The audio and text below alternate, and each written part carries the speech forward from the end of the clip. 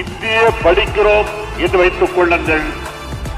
வகுப்பறையில படித்துவிட்டு ஒரு மாணவன் வீட்டிற்கு வருகிறான்.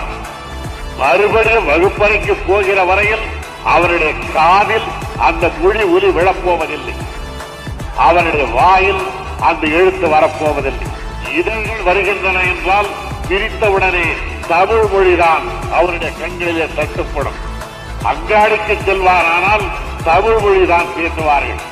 ஆற்றோரத்துக்கு செல்வாரானால் தமிழ் மொழிதான் அங்கே இருப்பதை காணுகிறார். மறுபடியும் மறுநாள் பகல் வகுப்பறைக்கு போய் இந்திய ஆசிரியர் வந்து மணி 12 என்று கண்டு சரி எடு புத்தகத்தை என்றவுடன் அப்பொழுது கூட மறதி காரணமாக முதலில் தமிழ் புத்தகத்தை தான் எடுக்கிறான். அதற்கு பிறகுதான் இந்தி புத்தகமே கைக்கு தட்டுப்படுகிறது.